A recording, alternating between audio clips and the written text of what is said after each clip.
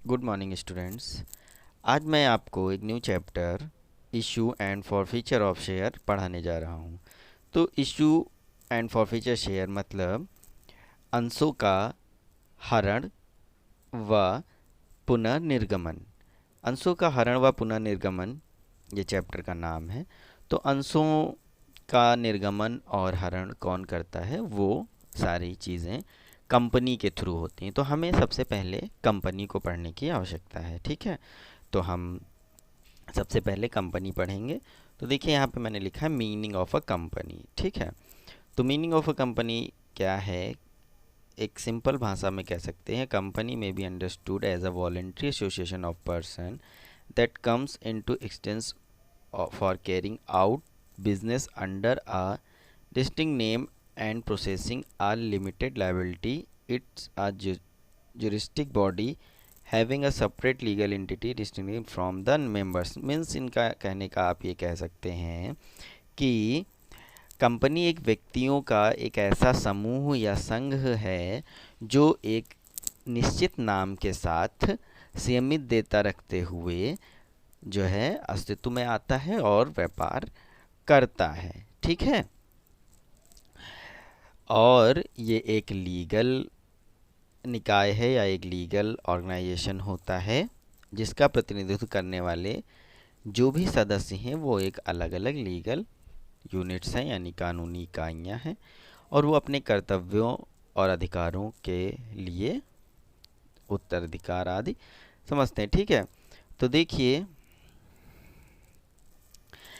मुख्य जो है न्यायाधीश मार्शल के अनुसार एक निगम एक कृत्रिम आदृश्य अमूर्त केवल कानून के चिंतन में विद्यमान है। यानी निगम मतलब एक कंपनी जो है आर्टिफिशियल है, इंटेंजिबल है, जिसे छू नहीं सकते, देख नहीं सकते, लेकिन वो लीगल है और कानूनी तौर से विद्यमान होती है, ठीक है।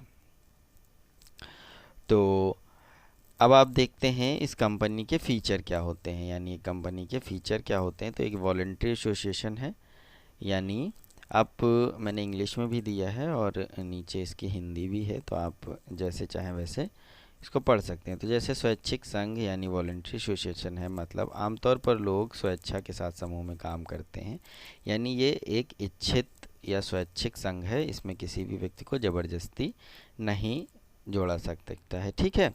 एक निगमित संघ है, एक कंपनी कृत्रिम व्यक्ति के रूप में माना जाता है जो कानूनी तौर पर अस्तित्व में आता है। निगमित का मतलब क्या होता है, इनकॉर्पोरेट एसोसिएशन, इनकॉर्पोरेट एसोसिएशन है। सेपरेट लीगल एंटिटी है, company in the eyes of law distinct the people who continued it capable to enjoying rights and also subject under the law. तो लॉ के अंतर्गत ये सभी कार्य करते हैं, ठीक है। तो इस तरह से इसे आपको समझना है। फिर सीमित दायित्व वाली कंपनी होती है। तो कंपनी एक जो है कानूनी पहचान होती है, इसके बाकी ऋणों के उत्तरदायी नहीं होते हैं। कंपनी के सदस्य की देयता उनके शेयर मूल्य के अनौतिक हिस्से तक सीमित होती है, यानी सीमित दायित्व होती है, जितने सदस्य होते हैं उनके जितने शेयर के वो पार्ट होते हैं सिर्फ उतने के लिए वो जो है उनका दायित्व सीमित होता है, उससे अधिक के लिए नहीं, ठीक है। प्रबंधन एवं स्वामित्व का पृथक्करण, तो जो मैनेजर या मैनेजमेंट होता है और जो ओनर होता है वो अलग अलग होते हैं, ठीक है। कंपनी के मालिक जरूरी नहीं है कि प्रबंधन का काम करें। एक कंपनी को आमतौर पर एक प्रबंधन अलग होता है जिसे निदेशक मंडल कहा जाता है, और मालिक शेयरधारकों द्वारा दैनिक मामलों के प्रबंधनों की गतिविधियों के रूप में चुने जाते हैं, ठीक है। उसके अलावा एक कॉमन सील होती है, सामान्य मोहर होती है, अधिकारी के हस्ताक्षर के रूप में काम करती है वो, ठीक है। तो इस तरह से काम करती है। फिर शेयर को हस्तांतरित करा जा सकता है, जो कंपनी की पूंजी की सबसे छोटी इकाई होती है उसे शेयर कहा जाता है, और हस्तांतरित करने के लिए कुछ शर्तों के अधीन हो सकते हैं, ठीक है। कंपनी का समापन, वैधानिक व्यक्ति होने के कारण किसी कंपनी का समापन किसी अधिनियम में वर्णित समापन विधि के द्वारा ही हो सकता है, यानी कंपनी का समापन केवल लीगल या आप कह लीजिए जो एक कानूनी प्रक्रिया है उसी के अंतर्गत हो सकता है। ऐसा नहीं है जब मन हुआ बंद कर दिया है। ठीक है, कंपनी एक नागरिक नहीं है। कंपनी एक जो है लीगल पर्सन होती है। संविधान के अनुच्छेद 19 में इसके अंतर्गत नागरिक इसे नहीं माना गया है। इसे मौलिक अधिकार भी नहीं प्राप्त होते हैं, क्योंकि कंपनी कोई भी नागरिक नहीं हो सकती। इसकी राष्ट्रीयता होती है, ये होता है कि ये किस देश की है और उसी देश में सम्मिलित होती है। जो कंपनी भारत में सम्मिलित है वो भारतीय कंपनी होगी, इसके सदस्य भले ही विदेशी हों। ठीक है, तो इस तरह से ये है। आप हिंदी मीडियम में हैं तो हिंदी मीडियम में देख सकते हैं, इंग्लिश मीडियम में हैं तो इंग्लिश मीडियम में ये थ्योरी देख सकते हैं, बहुत काम आएगी सभी एग्ज़ाम में जहाँ पर कंपनी के विषय में कुछ भी पूछा जाता है।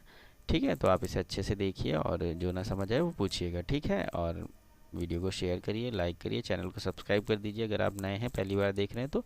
और इसे अच्छे से करिए, आपको रेगुलर कॉमर्स की क्लासेस और कॉमर्स से रिलेटेड क्वेश्चंस मिलते रहेंगे। तो अभी issue and forfeiture of share chapter start हुआ है, तो आपको कंपनी, उसके बाद हम शेयर के बारे में बात करेंगे और फिर शेयर के सारे न्यूमेरिकल सहित पूरा क्वेश्चन और पूरा चैप्टर को हम कवर करेंगे। ठीक है, have a nice day, good bye.